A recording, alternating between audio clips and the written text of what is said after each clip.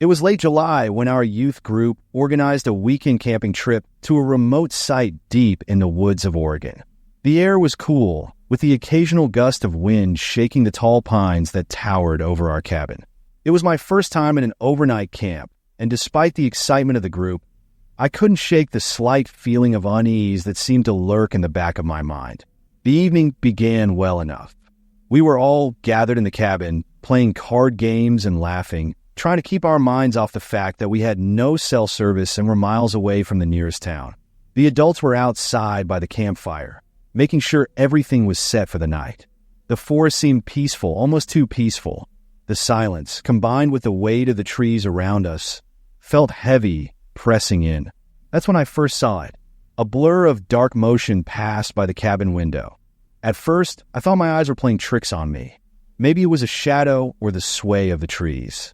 But then it happened again, this time followed by a loud bang on the cabin door. "Did you guys see that?" I whispered, trying to remain calm as a cold chill crept down my spine. My friend Emma, sitting closest to the window, nodded slowly. Her face had drained of color, her eyes wide with fear. Everyone froze, straining to hear the next noise. Suddenly, the bang came again, louder this time, as if someone, or something, was slamming against the door with full force. We rushed to the windows, our eyes scanning the darkness outside. That's when I saw it. A figure, tall and hunched, dressed in what looked like a gorilla's suit, running past the cabin again, this time disappearing into the thick forest. "Is this some kind of joke?" someone whispered nervously. But I knew it wasn't. There was no one else in our group who would pull a prank like that, especially out here in the middle of nowhere. The feeling of being watched grew stronger, like something was lurking just beyond the line of trees, waiting. The figure came back again, this time pounding harder on the door. Emma let out a small scream, and I couldn't help but feel my heart racing in my chest. The adults outside must have heard the noise, because soon enough, one of them, Mr. Adams, came storming into the cabin. His face was flushed, not from the fire, but from anger. "Who's messing around out there?" he demanded, looking at each of us as if we had been the ones behind the gorilla's suit. But before we could explain, the banging started again, loud, relentless. Without a word, Mr. Adams threw open the door and marched outside into the dark. We all held our breath, listening to the crunch of leaves and twigs beneath his feet as he moved closer to the tree line. "Whoever you are, you need to leave now." His voice echoed through the night, but there was no response. No more banging. Nothing but the eerie sound of the wind whispering through the trees. Minutes passed, though it felt like hours. When Mr. Adams came back inside, his face was pale, his hands trembling slightly. "I couldn't find anyone," he muttered under his breath. "But we're locking the door for the night." We didn't sleep much after that. The cabin felt like a trap, surrounded by the endless, oppressive forest. Every creak, every gust of wind felt like a threat. I kept imagining the figure in the gorilla's suit, lurking just outside, watching us through the windows. We never found out who it was or why they had been terrorizing our cabin. By morning, the figure was gone, leaving only muddy footprints near the door. None of the adults believed it was someone from the campsite, but no one could explain it either. And to this day, the memory of that night, the pounding on the door, the shadowy figure slipping through the trees, haunts me whenever I hear the wind in the woods. I've been a nurse for years, and in that time, I've seen my fair share of strange things. Hospitals can be eerie places, especially late at night, when the corridors are silent, and the only sounds are the steady hum of machines and the occasional footstep echoing in the distance. But nothing in my years of working prepared me for what happened that night in the basement. It was just after 3 a.m., the worst possible time for anything to go wrong. I was on a solo night shift, and everything had been fairly routine until I was asked to retrieve a gurney from the basement storage area. The hospital basement is a place most of us avoid unless absolutely necessary.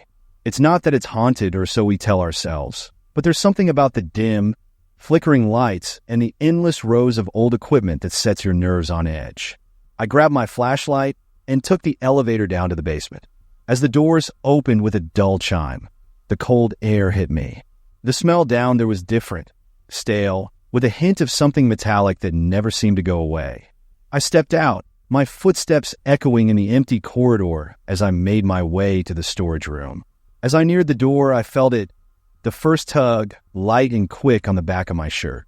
I froze mid-step. A chill spread across my neck, but I tried to shake it off, telling myself it was just my imagination. No one else was down here. There couldn't be. But then I heard it, a soft voice, barely more than a whisper, but clear as day. I'm lost.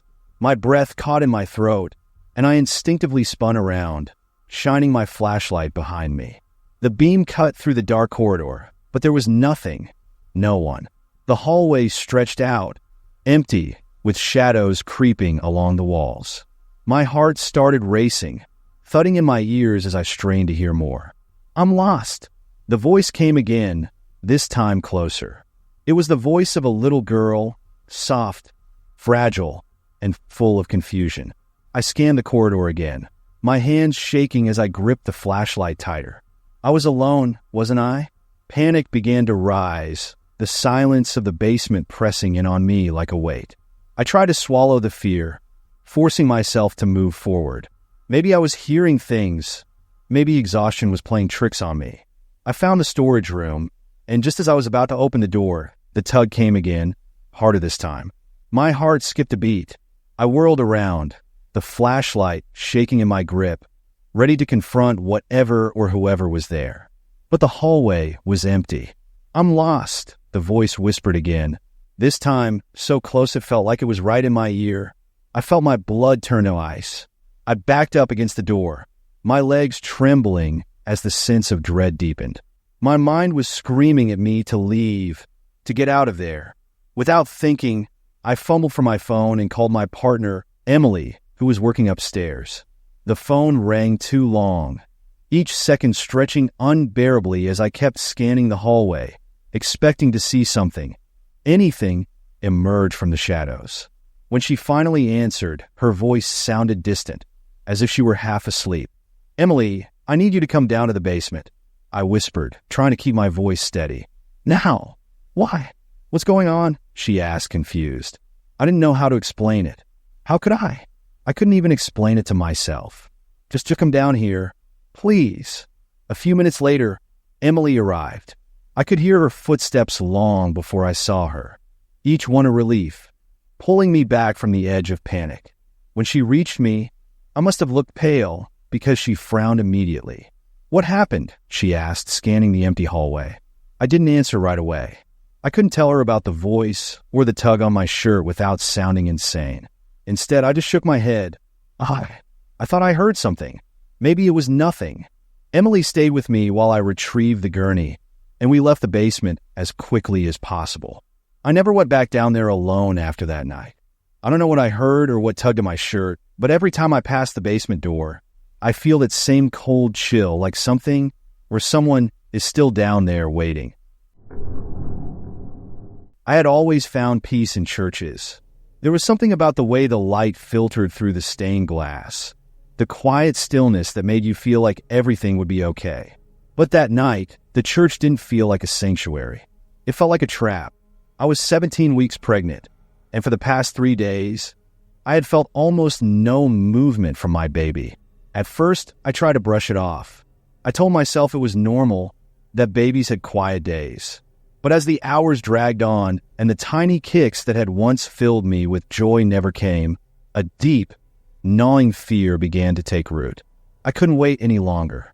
My husband, Mark, and I rushed to the hospital. The drive there was a blur of headlights and the constant pounding of my heartbeat in my ears. By the time we arrived, I was on the edge of panic, my hands trembling as we walked through the sterile, white halls. When we reached the maternity ward, a nurse greeted us. She had a kind smile, but there was an edge to it, as though she had seen too many late-night emergencies like ours. "Let's get you checked out," she said, motioning us to a room. But the longer we waited, the more I felt like something was wrong. The nurse's initial calm seemed to harden into indifference, and when she checked me over, her expression became distant, almost dismissive. "Babies are unpredictable," she said, her tone flat. "Sometimes they just don't move as much." Her words were meant to reassure me, but all they did was make the knot of fear in my stomach tighten. I could see the way she was rushing through the process, like this was just another routine check. She didn't feel the weight of my fear, and that only made it worse. I turned to Mark, my voice barely above a whisper. What if something's really wrong? He squeezed my hand, but even his usual calm felt strained. The quiet of the hospital room pressed in on me. The dim light overhead buzzed faintly, and I became acutely aware of the sounds around me.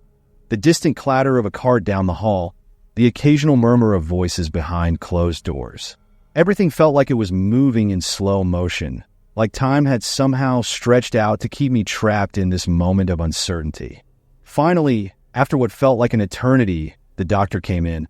He was tall, with an air of authority that should have comforted me, but instead, it only heightened my anxiety.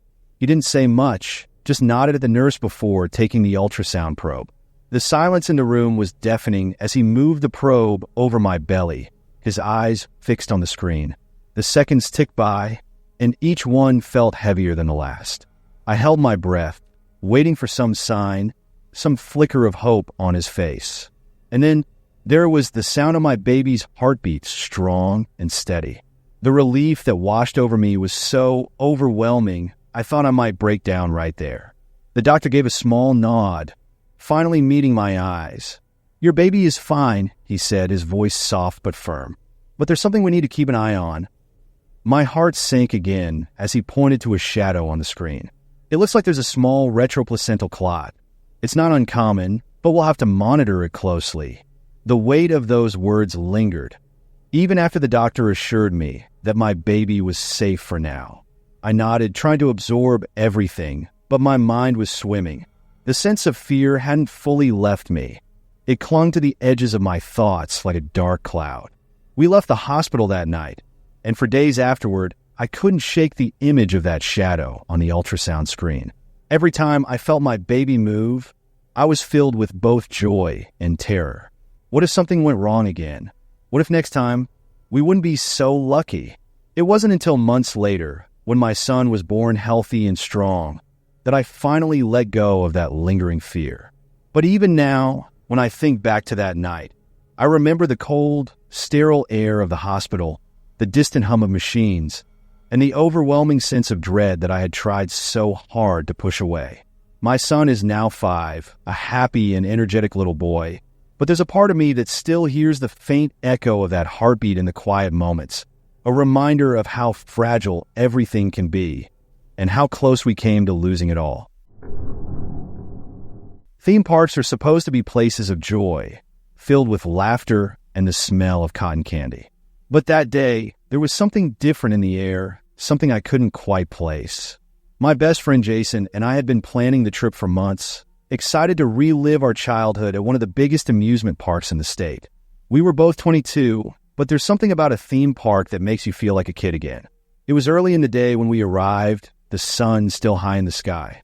The park was packed, the usual crowd swarming to get on the newest rides.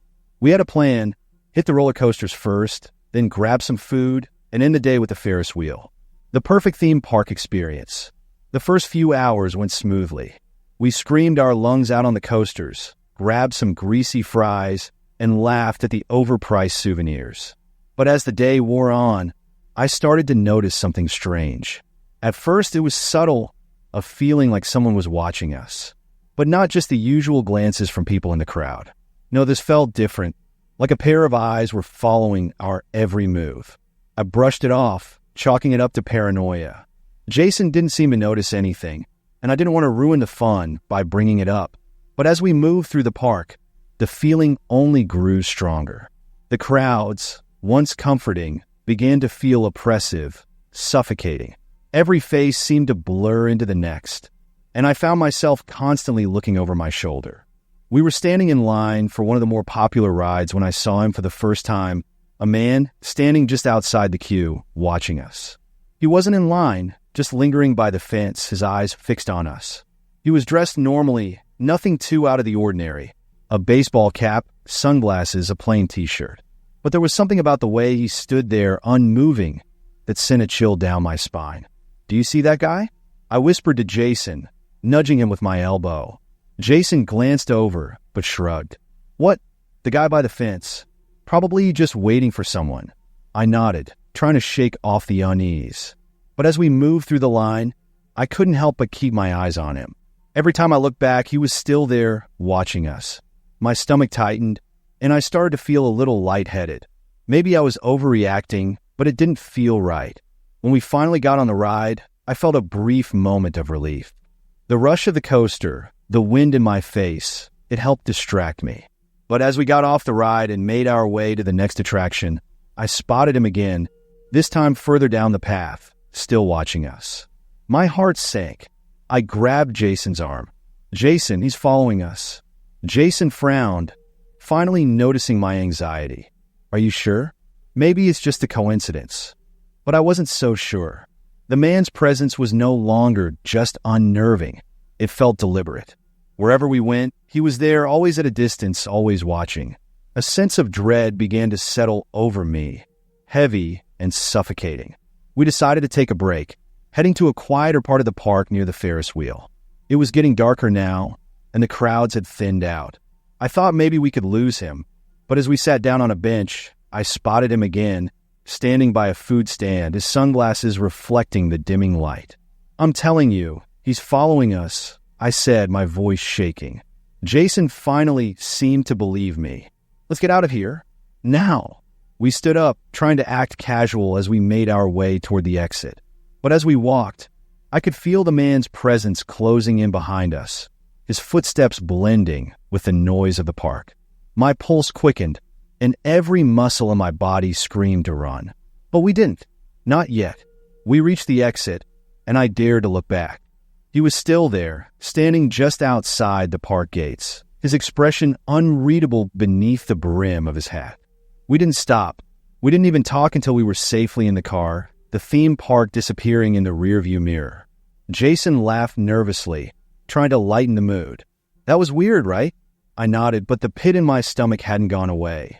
Something about the man's gaze had felt wrong, almost predatory. As we pulled out of the parking lot, I kept my eyes on the rearview mirror, half expecting to see him again. But there was nothing, just darkness. We never found out who the man was, or why he had followed us. Maybe it was just some random creep. Maybe he was waiting for someone else. Or maybe, I don't like to think about the other possibilities. But even now, whenever I go to a crowded place, I can't shake the feeling that somewhere in the throngs of people, someone might be watching me again. I've always been fascinated by history, and when I moved to a small town in Pennsylvania, I was immediately drawn to the old mansion that sat on the outskirts. It had been abandoned for decades, its once grand facade crumbling under the weight of time. The locals called it the Holloway House, and it was steeped in rumors of strange occurrences, unexplained noises, and vanishing figures in the windows. Most people avoided it, but I wasn't like most people. One Saturday afternoon, I decided to check it out. There was something about that mansion that pulled me in as if it was waiting for me. The day was overcast, and a cold wind swept through the trees as I made my way up the overgrown path to the front entrance. The gates were rusted and leaning, but the house itself, despite its decay, still had an air of mystery and grandeur. The door was ajar, as if inviting me inside. I hesitated for a moment, but curiosity got the better of me. Pushing the door open, I stepped into the foyer, the old wood creaking beneath my feet. The air was stale, and the dim light filtering through the cracked windows gave everything a muted, grayish tone. The interior was in just as much disrepair as the outside. Peeling wallpaper, broken furniture, dust hanging in the air like a thick fog. But there was something more. The silence inside the house wasn't peaceful. It was heavy, oppressive. It felt like the house was holding its breath, waiting for something. I wandered through the rooms, each one revealing more of the mansion's former beauty. Ornate fireplaces, grand staircases, and chandeliers covered in cobwebs. But it wasn't long before I started to feel off. It was subtle at first, a chill that had nothing to do with the cold outside. Then, as I entered what must have been the main parlor, I felt a strange pressure, like I was being watched. I turned around quickly, my heart skipping a beat, but the room was empty. I shook it off, telling myself it was just my imagination. After all, the mansion was old, and the stories people told about it had probably planted ideas in my head. But as I continued to explore, the feeling only grew stronger. The deeper I went into the mansion, the more I felt like I wasn't alone. The walls seemed to close in, and the silence became deafening, broken only by the occasional creak of the floorboards beneath my feet. Every shadow seemed darker, every corner hiding something just out of sight. I found myself in a hallway on the second floor. The wallpaper was torn, revealing the wooden beams beneath, and most of the doors were either locked or had fallen off their hinges. But at the far end of the hall, there was one door that was slightly open. It wasn't like the others. There was no decay around it, no dust or cobwebs. It looked untouched, as if someone had just been inside. Against my better judgment, I approached the door. Every step felt heavier, my heart pounding in my chest. I reached out, pushing the door open slowly. The room beyond was a small bedroom, eerily preserved compared to the rest of the house. The bed was neatly made, the curtains drawn, and on the floor a small toy chest sat open. I froze. The air in the room was thick with a presence I couldn't explain, as if someone or something was still there. I felt it before I heard it, a soft whisper, barely audible, like a breath against my ear. "Leave!" I staggered back, my blood turning to ice. The room seemed to darken, and I could feel something looming, pressing in around me. I didn't need to hear it again. I turned and ran, the echo of my footsteps loud against the silence that had swallowed the house. As I stumbled down the stairs, I heard it again, footsteps that weren't my own, slow and deliberate, following me down the hall. I didn't look back. I couldn't. The air was thick, suffocating, and every instinct in my body screamed at me to get out. By the time I reached the front door, my hands were shaking so badly I could barely grip the handle. I shoved the door open and burst outside, gasping for the cold, fresh air.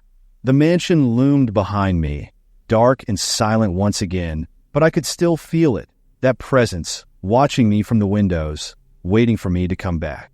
I never did. The locals had been right all along. The Holloway house wasn't just abandoned, it was waiting. And though I got out, I knew deep down that whatever was in that house, it didn't want me to leave. The Pacific Crest Trail was a dream for me and my best friend Tom. We'd been talking about taking a backpacking trip for years, and finally the stars aligned. Late September, the perfect time before the cold set in, and we were headed deep into the North Cascades, far from civilization. The trail promised adventure, isolation, and views that could take your breath away. But no one warned us how quickly that isolation could turn on you. We parked the car at a remote trailhead, the kind where you leave behind everything and step into a different world. The forest was thick, the air crisp with the promise of colder nights, and the trail ahead was rugged. There was a certain thrill about being so far from people, so far from help if something went wrong. The first day was amazing. We hiked through dense woods, the trail winding upward as we gained elevation. Snow patches from a recent storm clung stubbornly to the ground, and we even spotted bear tracks in the mud. It was everything we'd hoped for, wild, untamed, and just a little bit dangerous. By the time we set up camp that evening, we were exhausted but exhilarated. We pitched our tents near a small clearing, the trees towering above us, their branches swaying gently in the breeze. The stars began to appear, tiny pinpricks of light in the darkening sky. It was quiet, almost too quiet, with just the occasional rustle of leaves in the wind. We didn't mind. The stillness felt peaceful, or so we thought. Sometime after midnight, I woke up to a noise outside my tent. At first, I thought it was the wind, maybe a branch brushing against the fabric. But then I heard it again, a distinct snuffling sound like something sniffing around the camp. My heart skipped a beat. Bears! I reached for my flashlight, careful not to make too much noise, and unzipped the tent just enough to peek out. The darkness outside was thick, and the beam of my flashlight barely cut through it. But there, just beyond the trees, I saw movement, a large shadow shifting in the distance. Tom, I whispered as loudly as I dared. "There's something out there."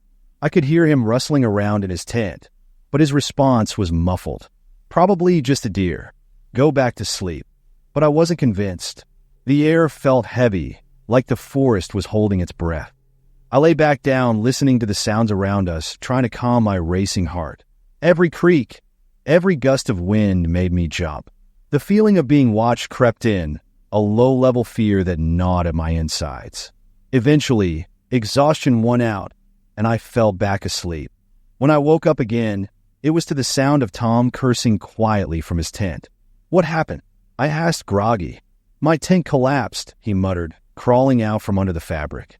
The sight of him, covered in snow and tangled in the collapsed tent, was so absurd that I burst out laughing. It broke the tension that had built up in me all night, and soon Tom was laughing too.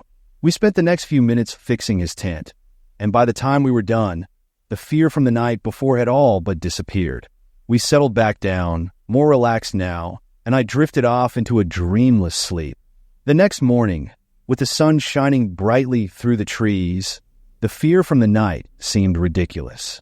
We laughed about the collapsed tent, joked about the bear that had scared me so badly, and packed up our camp. It was like the dark, suffocating feeling from the night had never happened. But as we hiked out that day, heading back toward the trailhead, I couldn't shake the memory of that shadow moving in the trees. Whether it was a bear or just my imagination, I'll never know. But one thing's for sure. I'll never forget the way the forest felt that night, like it was alive, watching us, waiting for us to make a mistake. Sometimes, when you're out in the wild, far from help, the smallest things can make the world feel like it's closing in on you. And no matter how much you laugh it off in the daylight, that fear never really goes away. I took the job as a part-time unit secretary at a locked psychiatric unit in Boston to make ends meet while I finished my degree. I never imagined that the place, with its clinical white walls and buzzing fluorescent lights, would haunt me in ways I couldn't explain. The hospital itself wasn't old, but the psychiatric wing had a history, a dark one. It was built on the grounds of an abandoned asylum that had been shut down decades ago under scandalous circumstances. But no one ever talked about it. The staff was tight-knit, though distant, and the patients, well, some of them had stories of their own, stories that made the hair on the back of my neck stand up. But I was there to do a job, not get caught up in the eerie atmosphere. At least, that's what I told myself. One night, during a particularly quiet shift, I received a phone call. At first, I thought it was just another patient's family member checking in, but the voice on the other end of the line sent chills through me. "Is this the psych unit?" the man asked, his voice low and gravelly. "Yes, this is the psychiatric unit. How can I help you?" I replied, trying to keep my tone professional. There was a pause, and then he said, "I'm coming back." My heart skipped a beat. "I'm sorry, who is this?" But he didn't answer. The line went dead. I brushed it off as a prank call. This was a psych unit, after all, and strange things happened all the time. But something about the man's voice stuck with me, a sense of unease that I couldn't shake.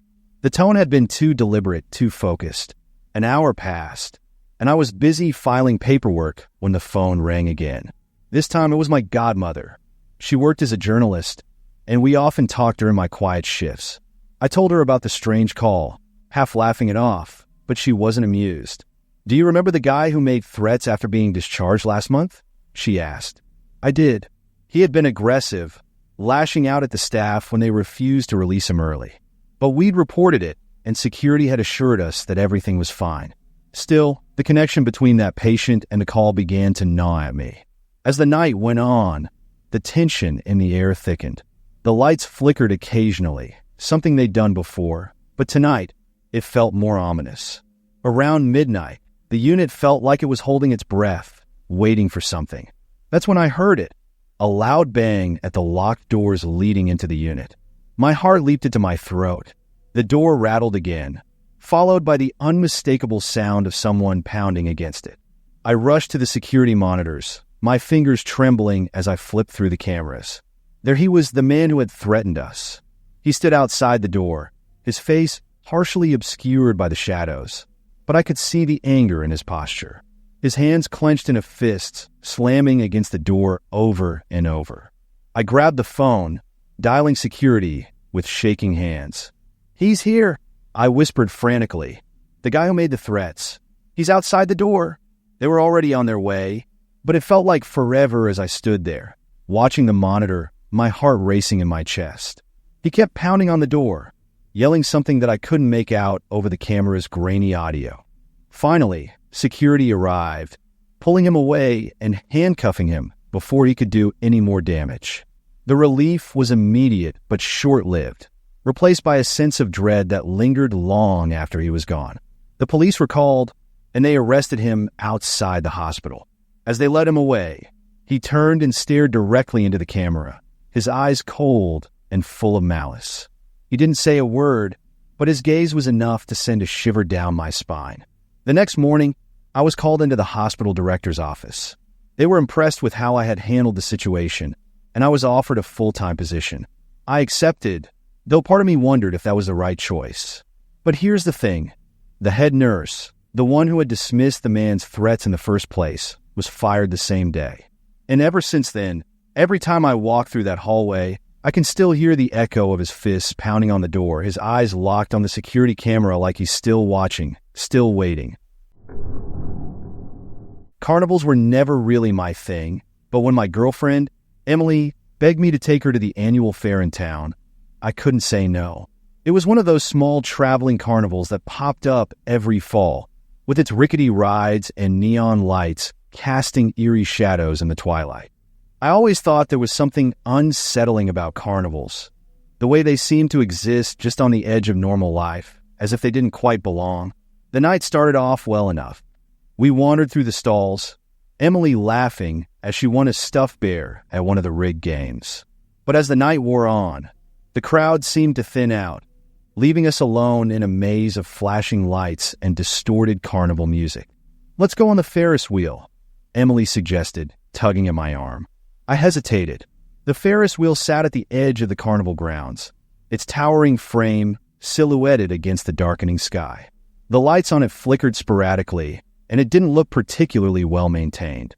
But Emily's eyes lit up with excitement, and I couldn't deny her. We bought our tickets and climbed into one of the creaking cars. As we ascended, the carnival below shrank away, the sounds of the fair growing distant, swallowed by the night. The view from the top was surprisingly beautiful. The town spread out beneath us like a patchwork quilt, tiny pinpricks of light twinkling in the darkness. But then the Ferris wheel stopped.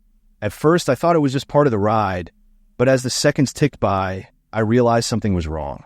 The wheel didn't move, and the lights around the carnival began to dim. The music, once cheerful and upbeat, warped into something slow and distorted, like a record player winding down. "Why did it stop?" Emily asked, her voice laced with worry. I looked down at the carnival below, but there were no attendants in sight. The ride stood still, the stalls abandoned. It was as if, in the span of minutes, the entire carnival had emptied, leaving us stranded at the top of the Ferris wheel. "I'm sure it's fine," I lied, trying to reassure both of us. "Maybe they're just taking a break." But then I saw it, a figure standing at the base of the Ferris wheel. At first, I thought it was one of the carnival workers, but as I squinted into the darkness, I realized something was off. The figure was tall, unnaturally so, with long limbs that seemed to stretch too far, its face obscured by the shadows. "Do you see that?" I whispered to Emily, pointing down. She followed my gaze and gasped. "Who is that?" The figure didn't move. It just stood there, watching us, its face still hidden.